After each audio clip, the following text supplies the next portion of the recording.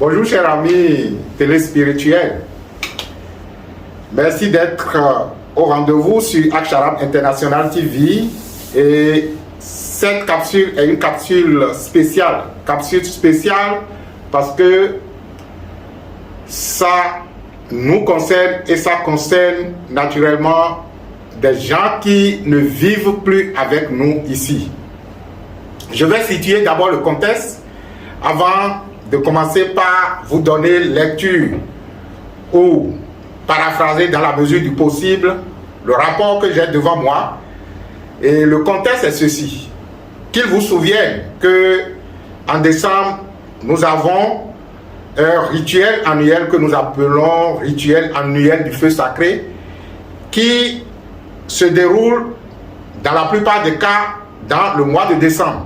Et cette année, je voudrais dire l'année 2022, nous avons fait naturellement ce rituel qui est rituel annuel du feu sacré. On a fait ça le 10 à Cotonou, 10 décembre je voulais dire, et le 17 décembre, ça a eu lieu à Lomé. Ceux qui ont participé physiquement et qui depuis des années sont avec nous témoignent du sérieux que nous mettons dans cette activité.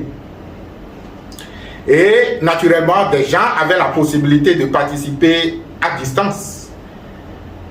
Et cette année spécialement, nous avons constaté que les inscrits à distance se faisaient même au dernier jour des différentes éditions, l'édition de Cotonou et l'édition de Lomé. Le maître Elman Gosson avait donc pris la décision de prolonger la période des inscriptions pour les inscrits à distance et que suite à cela, une édition spéciale sera faite pour les inscrits à distance en janvier, ce qui a été effectif. Le rapport que j'ai devant moi, justement, est une conséquence de cette édition de janvier 2023, même si c'est toujours Rafeza 2022, parce que, justement, l'édition de janvier était essentiellement consacrée pour ceux qui se sont inscrits à distance et pour l'accompagnement des défunts.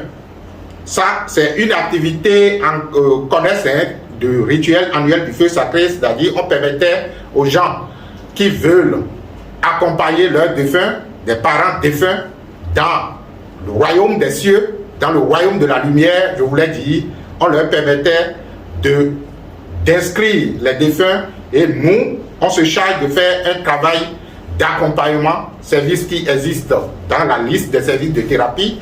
Mais lorsque nous sommes en décembre et qu'on veut le faire, on le fait généralement à un prix promotionnel. Ce qui permettait aux gens d'inscrire beaucoup de personnes décédées depuis des années et pour les aider à retrouver le chemin de la lumière. Ça a été fait. Donc, le Rafeza, rituel annuel du feu sacré, édition de janvier 2023, était, je vais dire, parce que ça s'est déjà passé, était consacré aux inscrits à distance et était consacré à l'accompagnement des défunts, des morts inscrits au sujet du rituel annuel du feu sacré.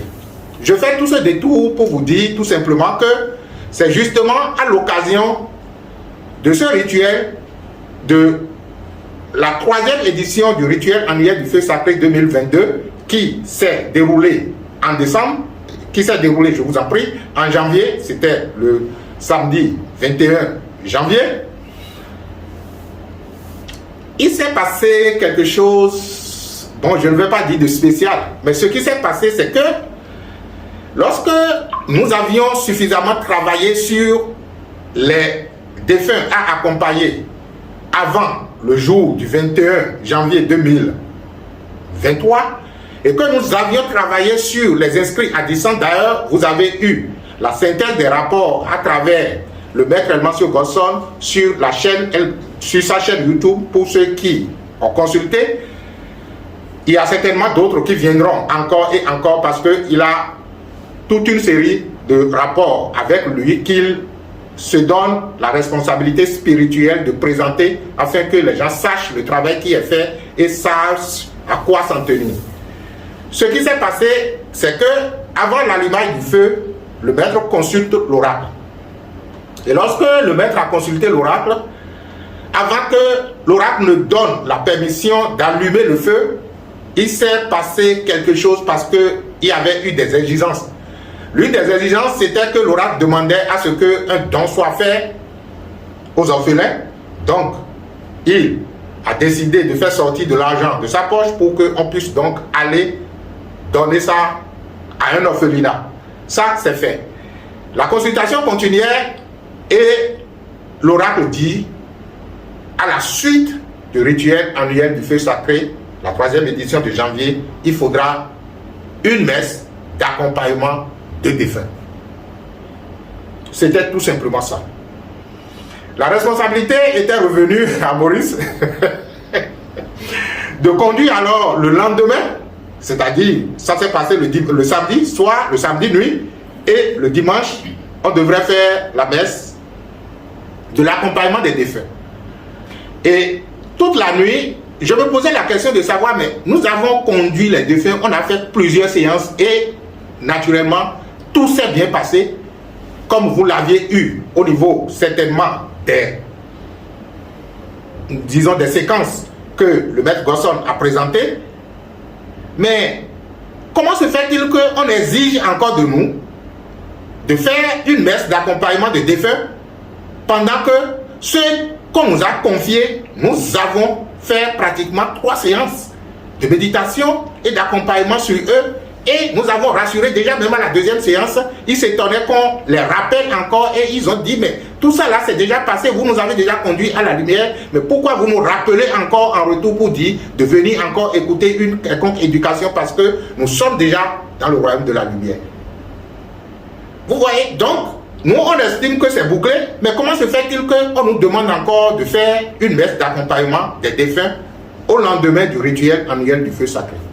Je méditais sur la question seul dans mon lit, quand naturellement la réponse me parvient, et cette réponse est celle-ci. C'est vrai que vous avez fait pour des inscrits, mais il y a des gens que vous n'avez pas invités qui ont senti l'effet et ont bien voulu participer. Mais puisqu'ils n'étaient pas invités, ils ont rôdé autour et ils n'ont pas pu participer.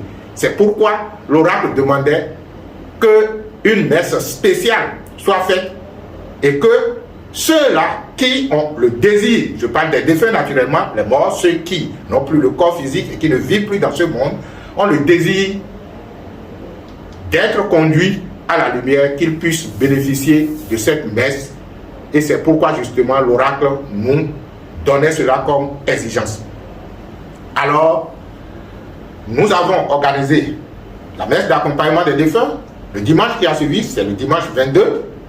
Et très tôt, nous avons fait passer des communiqués pour dire aux gens qui le souhaitent de venir.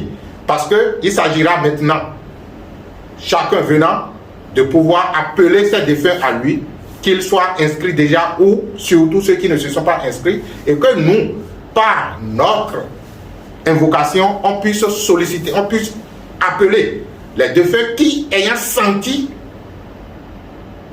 l'effet de ce qui a été fait à ceux qui sont inscrits, que eux, ils puissent venir maintenant participer à cette séance. Et c'est ce qui s'est naturellement passé, parce que à la partie où nous devrions invoquer les défunts, nous disons tout simplement tous les défunts qui ont senti l'effet de l'accompagnement lié au Rafeza 2022 et qui veulent bénéficier de ce service n'ont qu'à venir nous rejoindre ici et maintenant de façon gratuite, tout simplement parce qu'ils avaient juste l'intention de participer à de telles activités.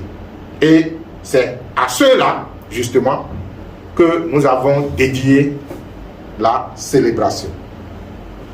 Ce que je vais vous présenter ici, c'est en fait un rapport qui témoigne de quelques expériences des participants à cette séance, à cette messe, à cette célébration, qui pour la plupart ne sont même pas du cercle de la thérapie, parce que ça, on est déjà habitué à ça. Nous avons demandé aux gens qui ne sont même pas du cercle de se rapprocher de nous et de nous dire ce qu'ils ont ressenti, quel est l'effet que la célébration a eu sur eux, et à défaut qu'ils se présentent pour vous parler, nous avons recueilli donc de leur part leurs impressions et leurs expériences, et c'est ça que nous vous présentons. Donc je vais essayer, dans la mesure de mes possibilités, de voir si je peux vous faire lecture de ces rapports. C'est vrai que ce qui est tiré ici paraît trop petit en matière de taille, mais je vais m'efforcer si j'ai encore mes yeux qui tiennent bon. Donc, excusez-moi de me nettoyer un peu les yeux pour voir clair. Et ça y est. Donc, il y a une première personne qui dit, au cours du passage, un océan apparaît. Au milieu de l'océan, un grand portail à perte de vue avec une hauteur illimitée.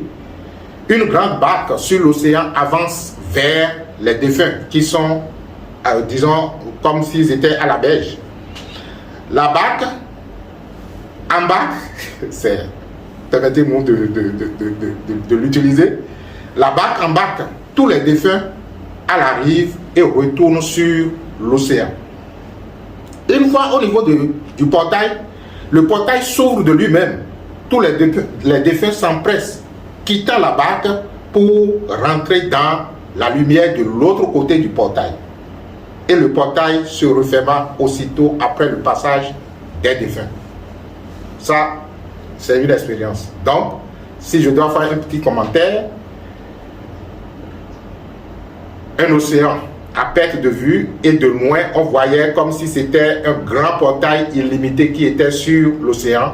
Les défunts étaient donc sur la plage, la barque est venue les chercher, et au niveau du portail, le portail s'ouvre et les défunts se retrouvent de l'autre côté. Et je vous avais dit quels étaient ces défunts. C'est ceux que nous avons invités, ceux qui ont senti l'effet de ce qui a été fait et qui ont bien voulu bénéficier donc de ce service.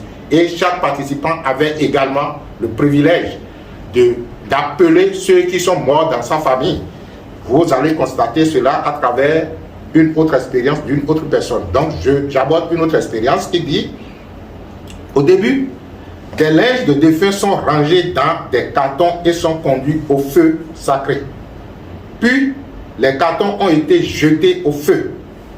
Des défunts décédés, des gens décédés, depuis 15 ans dans ma famille, c'est quelqu'un qui disait ça, apparaissent. Un ensemble de défunts de ma famille se met en rang, de plus en plus, du plus ancien au récent. Donc il y a un rang qui s'est formé et tous les défunts qui sont nés dans sa famille, parce qu'il les avait certainement appelés, sont venus, et le plus ancien s'est mis devant et le reste s'est suivi jusqu'au dernier. Le plus ancien des défunts, devant le rang, engage une discussion avec moi.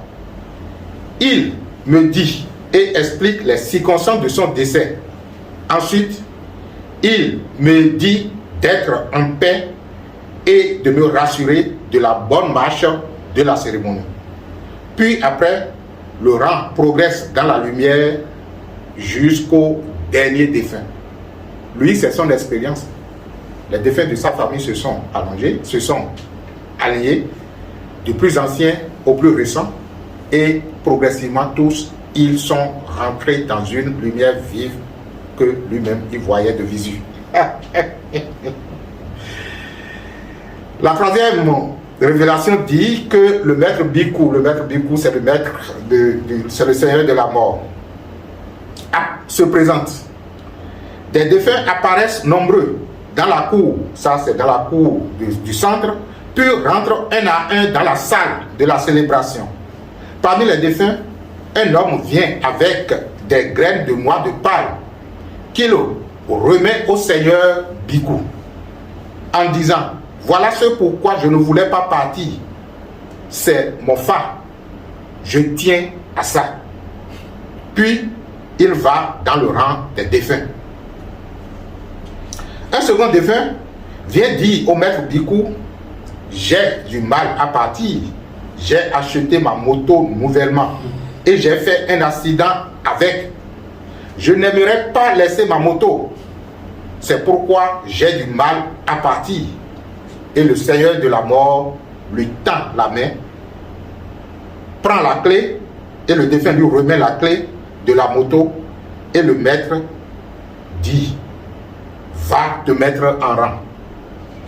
Toujours parmi les défunts se trouvent deux garçons.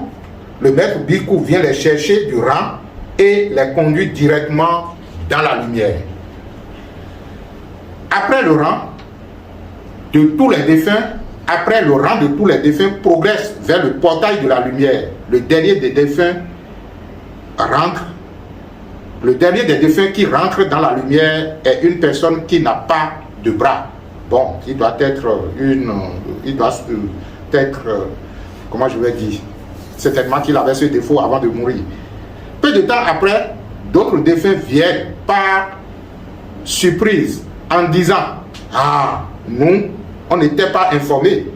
Pourquoi vous invitiez certains et vous laissez d'autres? Pourquoi ne pas inviter tous les défunts? Puis, il me remercie et court vers la lumière. Voilà l'expérience de celui-là. Ça démontre de l'attachement que nous avons généralement à cette terre, aux biens matériels que nous avons. Quelqu'un qui a fait l'accident avec sa moto nouvellement achetée ne voulait pas partir parce qu'il y tenait. Il serait en train de flotter dans l'espace intermonde jusqu'à ce que, vous voyez, et il arrive, comme vous le saviez déjà, que ces âmes, n'ayant pas accès à la lumière, retournent encore dans un autre corps. Et pour la plupart, c'est des âmes très capricieuses, c'est des âmes qui sont difficiles à éduquer. C'est ceux-là qui sont souvent des... Parce qu'ils n'ont, je ne vais pas appeler le nom, je ne veux pas dire qu'ils sont des criminels, mais généralement, c'est des âmes qui sont têtues et qui n'ont aucune orientation spirituelle, aucune orientation liée donc à leur propre épanouissement. Ils ne cherchent que, ils n'ont que la tête enfoncée dans la matière. Pour eux, la chose la plus importante, ce sont les biens matériels à ramasser et ils sont prêts à tout. Donc, si vous avez des gens qui, naturellement, peuvent tuer parce qu'ils ont juste de quelque chose, un intérêt matériel et tout le reste, sachez que c'est des gens qui n'ont pas goûté à la lumière du ciel avant de s'incarner. Donc, voilà cette expérience. Et il y a également une autre expérience, ça doit être la dernière. Celle-là, c'est une personne que je ne connais même pas. Quand j'ai eu le rapport, je me dis, mais c'est très intéressant. Je vais vous lire le rapport et vous-même, vous allez voir que c'est très intéressant. Ok.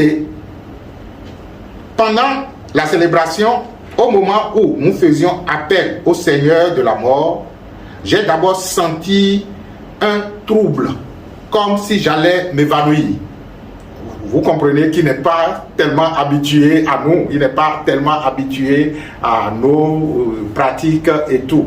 Mais il était intéressé, il est venu. Juste après, il y a eu comme une vague de vent frais, presque glacial. Je ressens une présence indescriptible qui vient à moi et me fixe du regard pendant un moment avant de souffler sur mon front. Cette présence, c'est naturellement le Seigneur de la mort. Au moment d'après, c'était comme si mon cœur s'échauffait d'une chaleur étouffante. Et c'est dans cet état que le sceau m'a été apposé. Mon cœur reprit alors son rythme normal après un grand soupir de soulagement. Ce qui est bien, c'est que ça doit être une dame, hein, elle parle du bon français. Je pense qu'elle avait de très bonnes notes en rédaction dans le temps quand on se demandait de décrire une scène ou... Donc, ce qui s'est passé, c'était quand on avait invoqué le Seigneur de la mort, que le Seigneur de la mort l'a rendu visite et on demandait au Seigneur de la mort de marquer de son sceau chaque participant afin qu'il soit reconnu comme quelqu'un qui peut invoquer les morts. C'était une partie de la séance. Donc, c'est l'expérience qu'elle a vécue. Je continue la lecture. Au moment où il fallait accompagner les défunts, je vois un grand portail qui s'ouvre, d'où jaillit une lumière très blanche. On ne pouvait rien voir de l'autre côté du portail. J'avais présenté les défunts de ma famille et le grand frère de mon mari.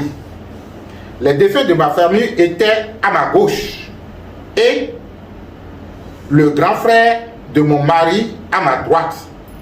Là où on se trouvait, il y avait un peu d'obscurité. Je leur dis d'avancer vers la lumière. Des oncles à moi étaient étonnés, d'autres honteux et d'autres surpris que je leur fasse l'accompagnement. Ma grand-mère se tourne vers moi avec soulagement et me dit Vidien Anaï Tegbe. Ça, c'est enfant, Vidien Anaï Tegbe. C'est-à-dire que sa grand-mère se tourne vers elle et dit Vidien Anaï Tegbe. Ça veut dire tu seras toujours enfant.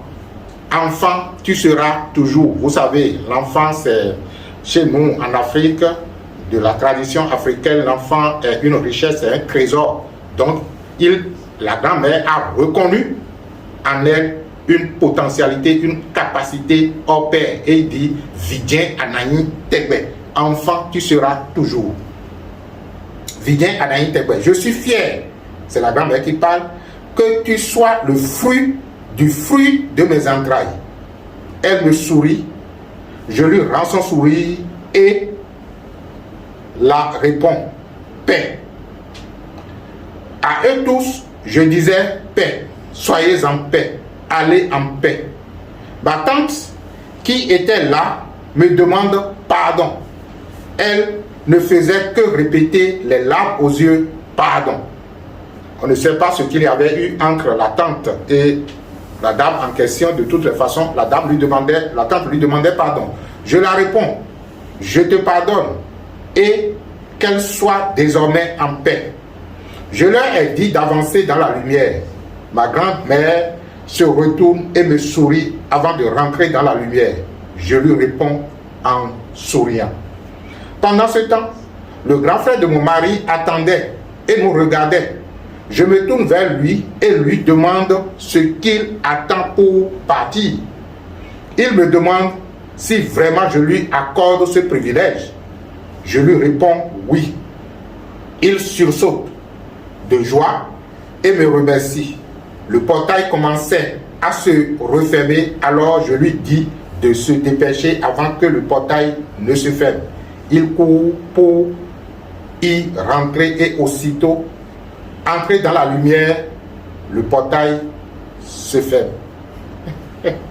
C'est pathétique comme expérience. Et lorsque vous participez à une séance et que vous avez eu de telles expériences, vous ne doutez pas que vos morts sont véritablement ancrés dans la lumière du jour. C'est ce qui s'est passé et je comprends finalement que l'oracle avait raison de dire célébrer une messe d'accompagnement des défunts. D'ailleurs, il n'avait jamais tort. Il avait raison. Et sur ce, nous avons respecté notre engagement et nous étions très contents à la suite de cette célébration. On était tout joyeux parce que on a fait ce qui devrait être fait. Les morts qui ont senti l'effet du Rafeza 2022 et qui n'ont pas eu la chance de se faire inscrire par leurs parents, nous les avons invités et ils étaient nombreux à venir participer à cette séance et c'était très bien. Je profite de l'occasion pour remercier toujours tous ceux qui nous font confiance, que grâce à votre confiance et grâce à notre confiance en la vie, le meilleur sera fait. On fera de notre mieux parce que vous nous avez fait confiance et on fera l'effort de respecter cette confiance-là. Et ensemble, nous allons vivre la vie. Nous allons rester dans l'unité de la vie pour le meilleur que nous puissions être de cette incarnation. Merci à vous et que les bénédictions soient.